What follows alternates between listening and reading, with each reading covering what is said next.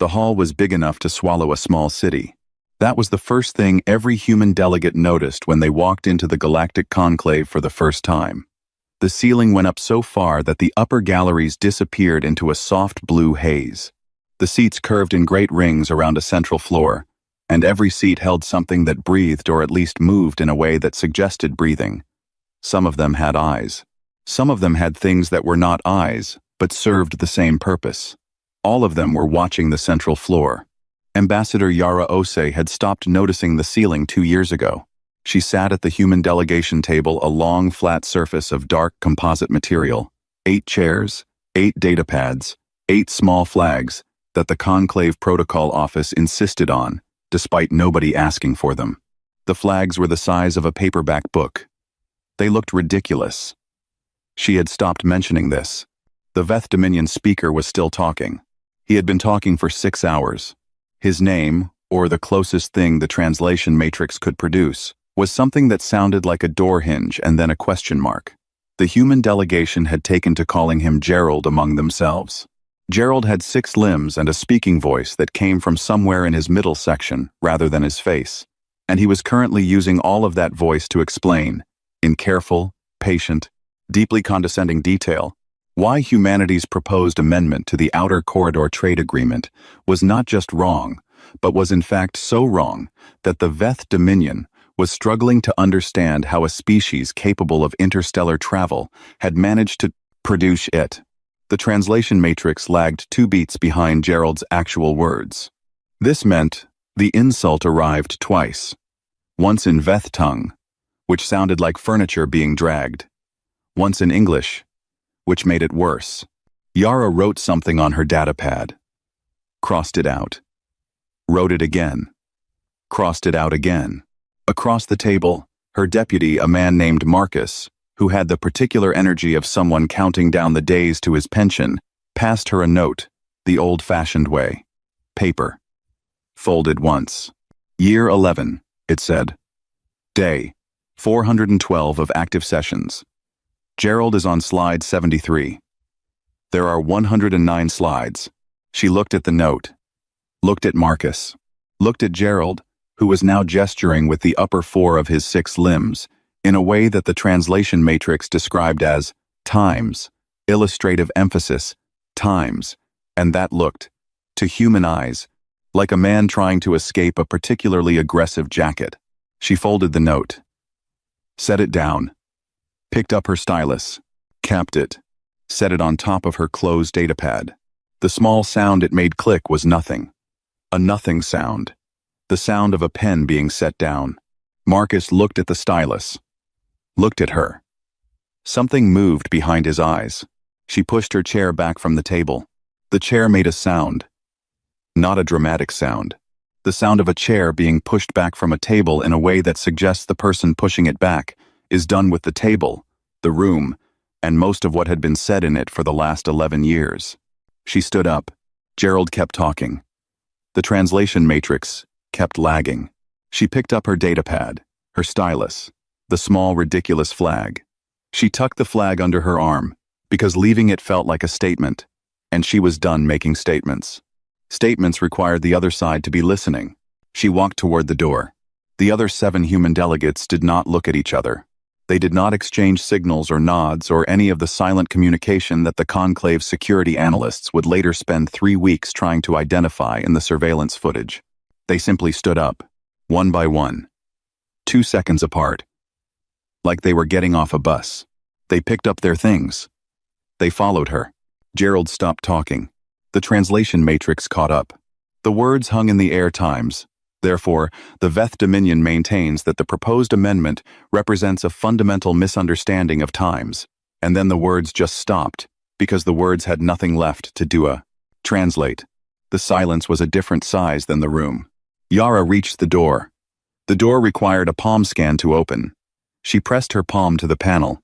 The panel beeped. The door opened. She did not look back.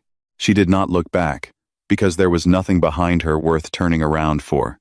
Not the hall, not the rings of watching eyes and not eyes, not Gerald standing frozen with 4 limbs raised, not the grand facilitator of the Seer Collective, who had half risen from his seat in the outer ring and was making a small, urgent gesture that might have been a question or might have been a warning. The door closed. In the hallway, Yara walked. Her team walked behind her.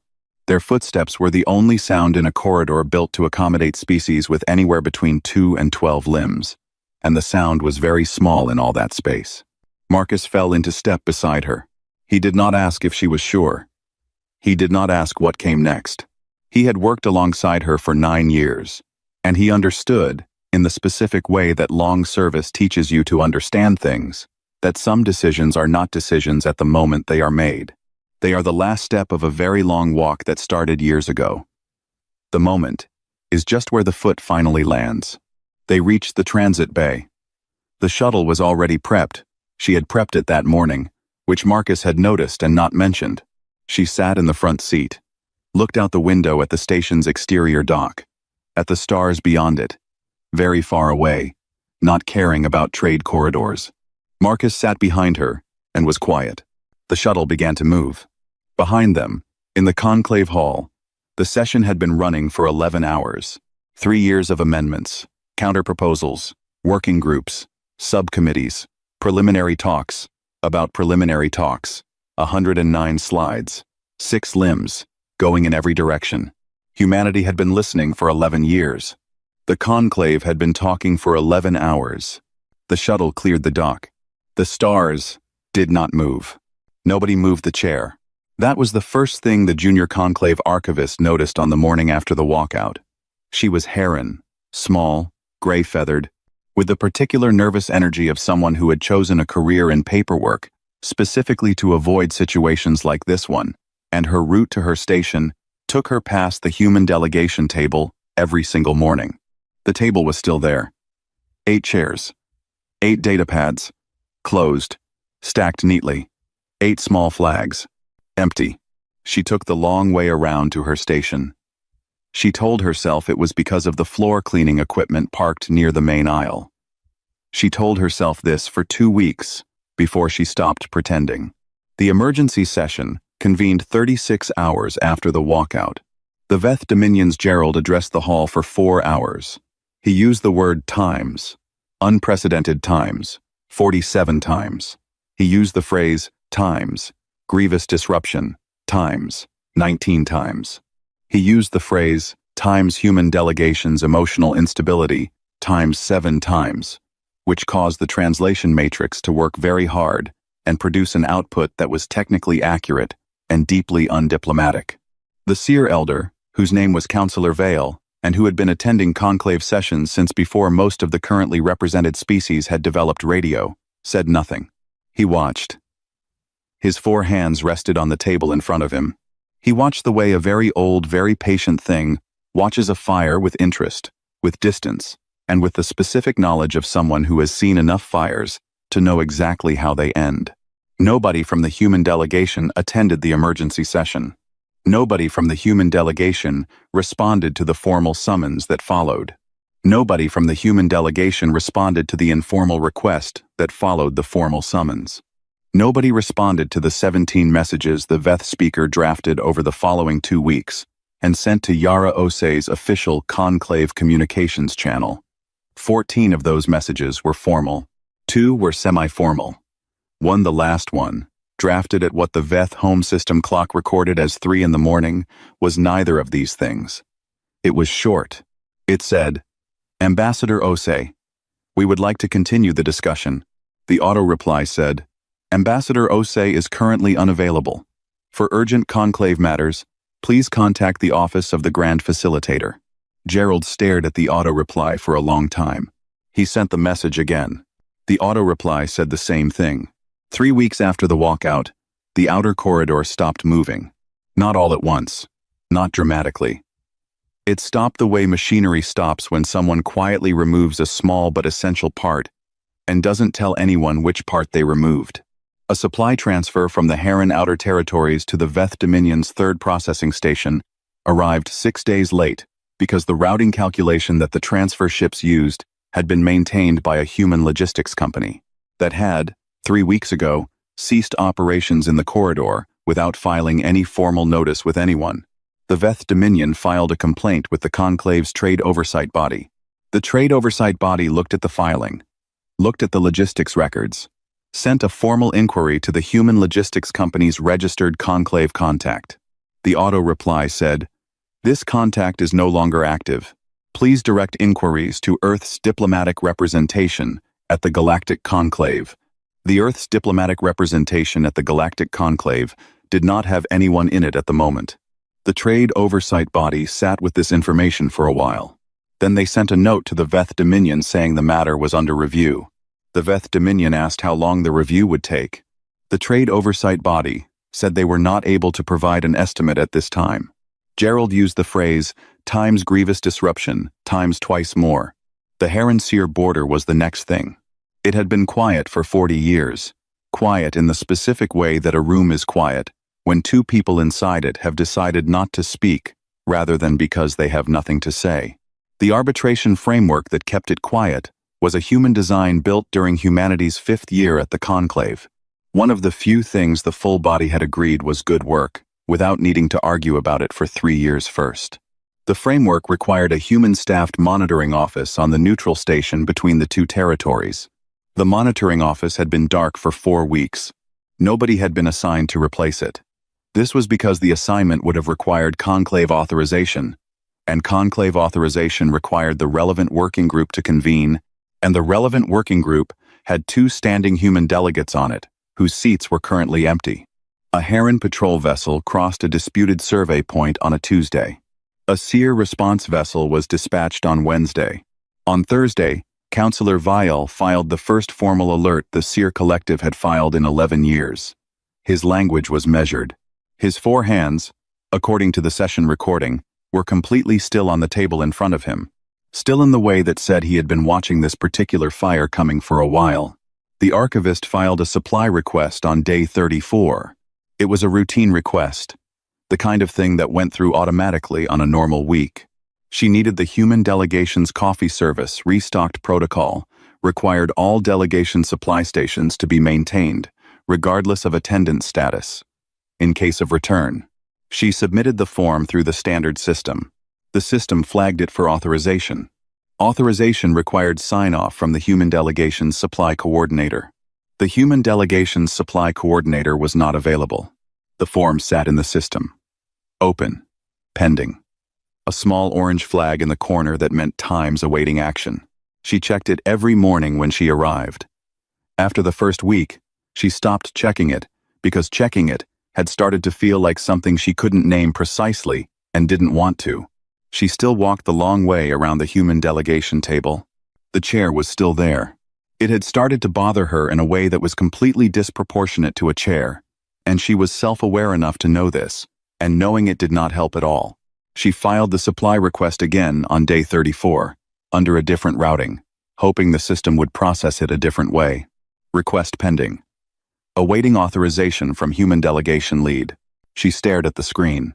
Somewhere in the outer corridor, a Heron patrol vessel was sitting 90 kilometers from a Seer response vessel, and both of them were waiting for someone to tell them what to do next. The coffee request sat open. Nobody came. It was raining in London. Yara had asked for London specifically. The debriefing office had offered Geneva first, then Singapore, then a facility in Nairobi that apparently had very good views. She had said London. They had not asked why. People who worked in diplomatic services long enough learned not to ask why someone wanted rain. The building they put her in was a narrow, converted townhouse, in a part of the city that had not yet decided what it wanted to be. The street outside had a launderette on one end and a wine bar on the other, and nothing in between, except wet pavement and a cat that appeared to live on the front step of the building next door and had absolutely no interest in galactic politics. She liked the cat. She had been in London for 6 days. She had attended 2 debriefing sessions, which were technically called Times Transition Consultations, times in the official paperwork, and were, in practical terms, 2 rooms full of people who wanted to know exactly what she thought she was doing. She had told them, both times, in plain language, with no diplomatic scaffolding. They had made notes. They had exchanged looks. One of them had said the phrase, times considerable implications, times 4 times in 20 minutes, without appearing to notice he was doing it. She had said, "Right. Is there anything else?" There was not anything else.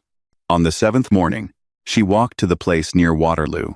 It had been there since 1987, according to the sign above the door, which was handwritten in the particular style of someone who had written it decades ago and saw no reason to update it. The menu was 4 items long. The counter was staffed by a man who had the face of someone who had heard everything and found most of it mildly interesting at best. She ordered the meat pie. She sat at a small table by the window and ate the meat pie and watched the rain do what rain does, which is fall. It fell on the street. It fell on the people walking past with their heads down.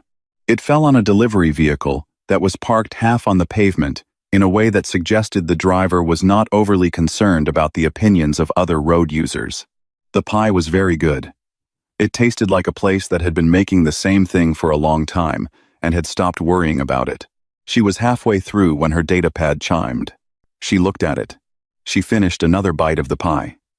Looked again. The message was not from Earth's diplomatic office. It was not from the Conclave's formal communications channel. It was not from any of the 8 different working groups she was technically still listed as a member of, despite the fact that she had not attended any of them in 6 weeks. It was from Councillor Vale. Personal address. His own communications ID, not the Seer Collective's official channel. The message was 11 words long. Ambassador Osei. We would very much appreciate a conversation. At your convenience. She read it. Set the datapad face down on the table. Ate more of the pie. Pick the datapad up. Read it again. At your convenience time, she turned the phrase over in her mind, the way you turn over something small and strange that you found in the street. Not quite sure what it is. Fairly sure it means something. In 11 years at the Galactic Conclave, no one had ever put those 3 words in a communication directed at a human delegate. Convenience was not a concept that the Conclave applied to humanity. Humanity was expected to be available, prepared, and seated by the time the session began.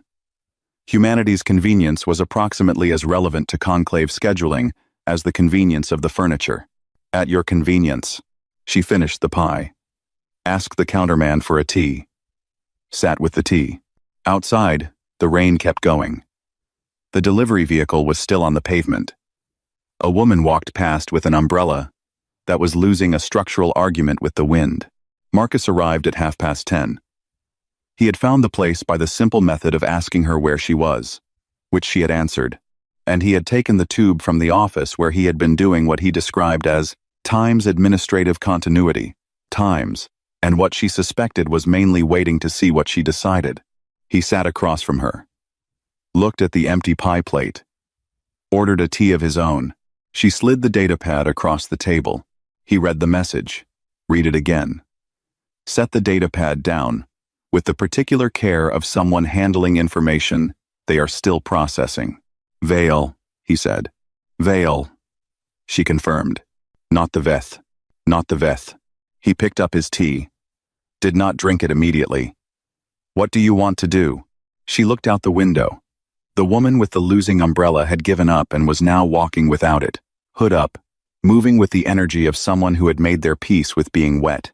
I'll think about it, Yara said. Marcus nodded. Drank his tea.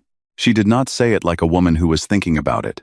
She said it the way she said most things, flat and clean, with the same weight whether she was ordering pie or walking out of an 11-year negotiation. But Marcus had worked beside her long enough to know the difference between times I will think about it, times and times I have already decided, and I am currently deciding whether the decision is enough on its own. This was the second one. He did not push. Outside, the rain found a rhythm. Not heavier, not lighter, just consistent. The way rain gets when it has fully committed to an afternoon. She picked up her tea, put it down without drinking. The message was still on the datapad. 11 words. 3 of them doing all the work. She thought about the conclave hall. The ceiling that disappeared into blue haze. The rings of seats. The empty table. The small orange flag on a supply request that nobody had authorization to close. She thought about Vial's 4 hands, resting still on the table in front of him while the hall went sideways. At your convenience. She knew what she was going to do. She had probably known when she asked for London, which is what London is for giving you enough gray sky and good pastry to get still enough to hear the thing you already know. She did not say any of this to Marcus. "Finish your tea," she said. He finished his tea. They left. She arrived on a freight transfer, not a diplomatic shuttle, not a designated delegation vessel with the small flag on the side, and the conclave arrival protocols, and the greeting party in the bay. A freight transfer. A mid-sized cargo hauler running a standard resupply run to the station's outer ring, which she had booked under her name without any modification or cover, because she saw no reason to pretend she was someone else. And also, the freight company had a very reasonable rate. Marcus had suggested a more formal approach. She had said the word times, no times, in the tone that meant the conversation was finished. The hauler docked at Bay 17, which was a working bay crates, mechanical arms, station crew in gray jumpsuits, running pre-unload checks, the smell of engine coolant and recycled air that every freight bay, in every station, in every system, smelled like, because some things were universal. She walked down the ramp with her bag over one shoulder. Gerald was standing at the bottom, all 6 limbs very still. She had never seen all 6 of Gerald's limbs still at the same time before. In session he was always moving, illustrating, emphasizing, gesturing in ways that the translation matrix gamely tried to assign meaning to. 6 limbs in motion was Gerald's natural state. 6 limbs still was something different. She stopped at the bottom of the ramp. Looked at him. He was large up close. She had always been across a table from him before, and the distance had made him seem approximately human proportioned, which he was not. He was roughly the size of a vending machine, and the same general shape as a question that had not been answered yet.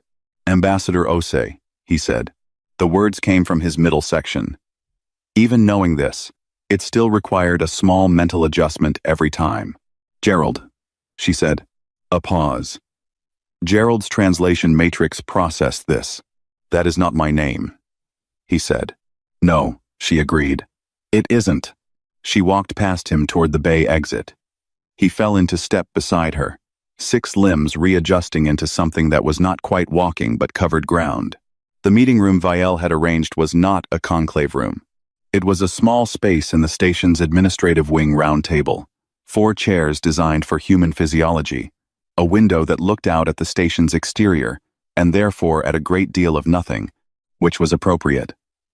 A tray of water had been placed on the table. Also, a coffee. She looked at the coffee. The archivist, Vielle said, from the chair across from her, was very pleased to finally have the request resolved. She looked at him. His 4 hands were on the table. He was watching her with the specific quality of attention of something very old that has learned to notice small things, because the small things are usually where the real information lives. She sat down, picked up the coffee, drank. Gerald arranged himself in a way that was not quite sitting but indicated he was staying. Vielle began to speak. Formally at first, the prepared language, the conclave register, the careful architecture of words that meant things without quite promising anything. He was very good at it. Most species with any political tradition were good at it. It was the linguistic equivalent of moving around a room without touching anything. She let him finish. "Right," she said. "Now tell me what you actually want." The room was quiet. Gerald's translation matrix hummed. Vale's 4 hands stayed still. "The Heron-Sear situation is deteriorating," Vale said, in a different register. Plainer. The way he probably spoke when he was not in session. "The monitoring absence has allowed survey disputes to become patrol disputes. Patrol disputes have a known trajectory." "Yes," she said. "The outer corridor logistics framework is operating at 30% of prior capacity. 3 Veth supply chains have been rerouted at significant cost. 2 Heron outer settlements are reporting delivery delays in medical supplies." "Yes," she said again. "The conclave," Vielle continued, "requires human participation to function at an acceptable level.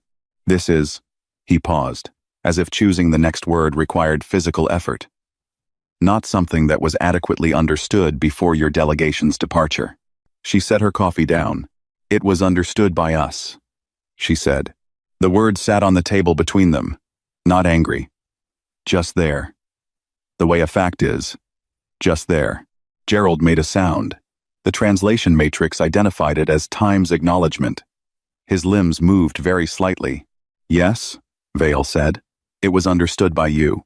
She looked at him for a moment. Then at Gerald. Then back at Vale. Why didn't you listen? She asked. Not what do you want now. Before, 3 years ago, 5 years ago, we submitted 18 formal requests for procedural reform, 15 working group proposals, 2 comprehensive frameworks for restructuring how the outer corridor arbitration operated.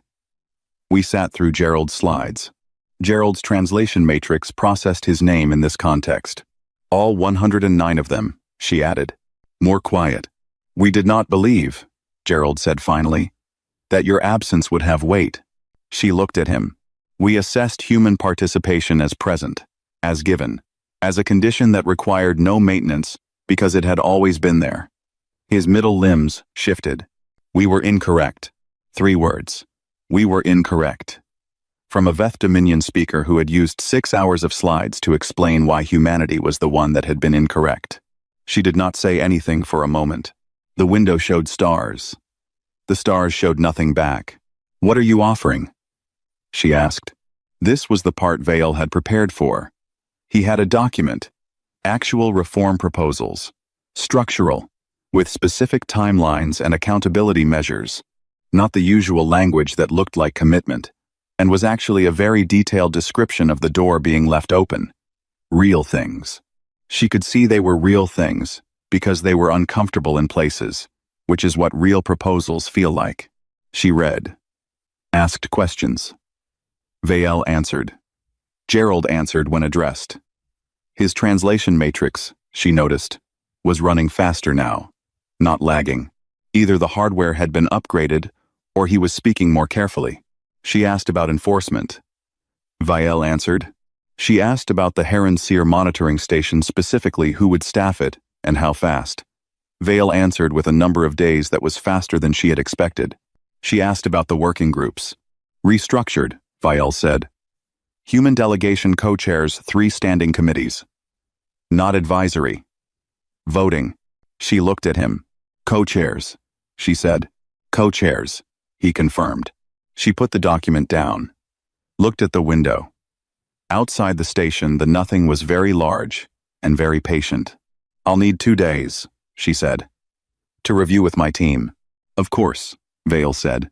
And Gerald needs to retire the slides, she added. Gerald's translation matrix processed this. That is, he said, a reasonable request. The session was called for the 3rd morning. No announcement explained why it was being called. The session notice simply appeared in the conclave's scheduling system, the way session notices always appeared. A date, a time, a room designation, a listed agenda that was technically accurate and told you almost nothing about what was actually happening. The conclave had been doing this for 300 years and was very good at it.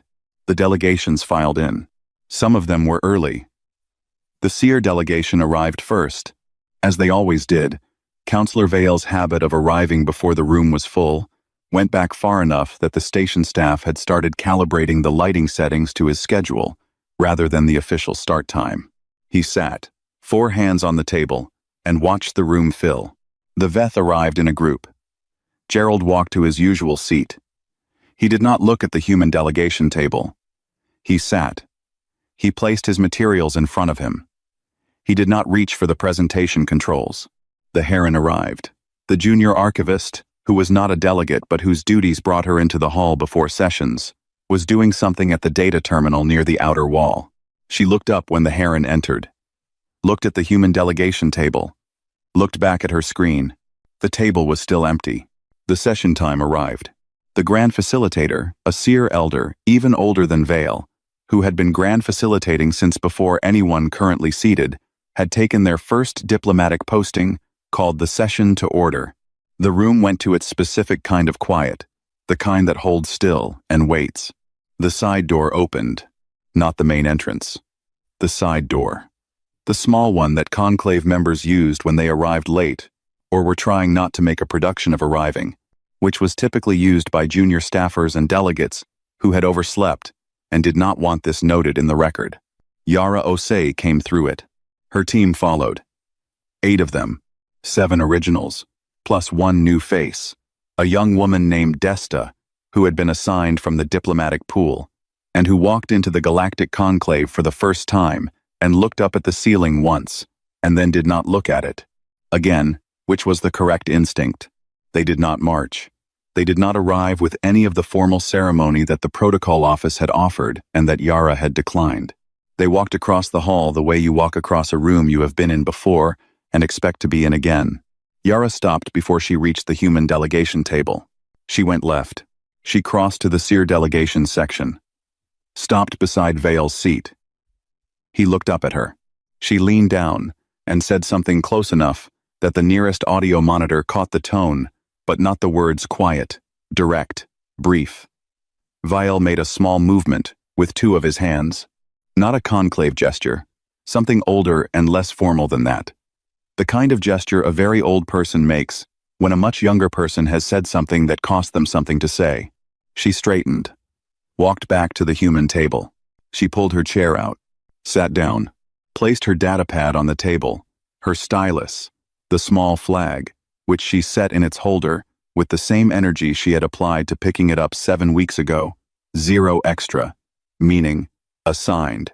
Around her, the other 7 delegates settled into their seats.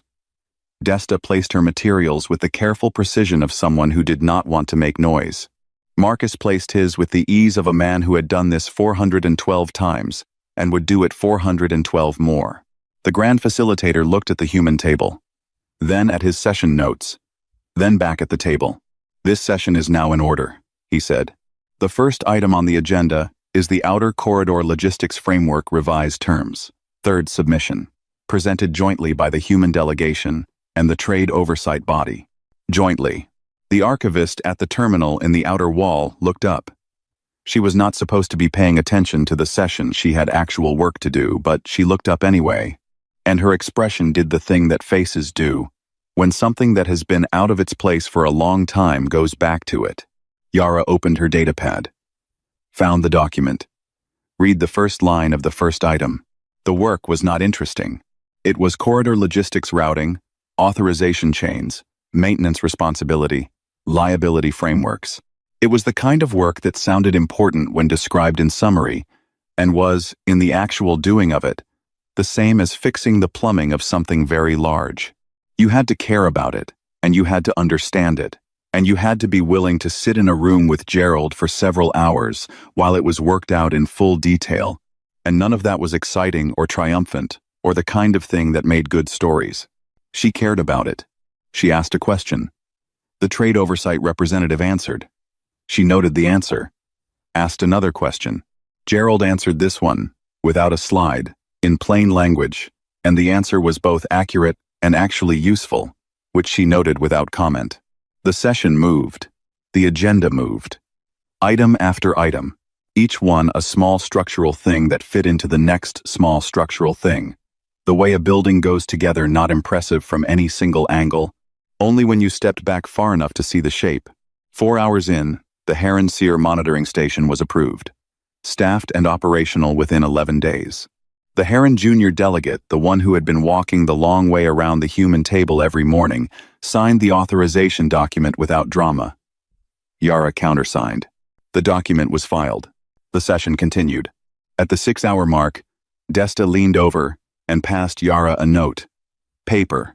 Folded once. She had learned this from Marcus, who had been teaching her the useful habits of the job alongside the official ones. First session. Is it always like this? Yara looked at the note. Wrote one word below it. Passed it back. Yes. Desta looked at the word. Looked at the hall. Looked at the ceiling just once. Briefly. The way you look at something large that you are starting to understand is also ordinary. She went back to her datapad. The session ran 11 hours. At the end, the grand facilitator called the close. The room began to move. Chairs pushed back. The specific noise of many different kinds of beings gathering their materials, which was one of the stranger sounds in the galaxy if you stopped to think about it, and which Yara had stopped thinking about approximately 3 years into her tenure. She closed her datapad, picked up her stylus, capped it. She was pulling on her jacket when Gerald passed. He was moving toward the main exit with the rest of the Veth delegation. He slowed as he passed her. Did not stop. Did not say anything. He was moving, and then he was moving slightly less quickly, and his upper limbs shifted into a configuration she had never consciously registered before, but which she had, apparently, filed somewhere in the back of her mind over 11 years of watching him. She had asked the archivist about it that morning. Over the coffee, the supply request had finally authorized. The archivist had told her, a Veth body configuration, the upper 4 limbs, lowering and stilling while in motion. It meant approximately, the translation was imprecise times, I acknowledge you as a person whose presence changes the room. Not thanks. Not apology. Just, you are here. And it matters that you are here. Gerald moved past her toward the door. She watched him go. She picked up her bag, walked out the side door, the same one she had come in through that morning. The corridor beyond it was quiet and slightly too bright, the way station corridors always were, and it smelled like recycled air, and nothing in particular. Marcus fell into step beside her. Good session, he said. It was a session, she said. He nodded. That was the right answer. They walked toward the transit bay. The corridor was long, and the light was neutral, and somewhere behind them, the archivist was filing the day's records, and the Terran monitoring station authorization was already in the system, with an active 11-day clock on it.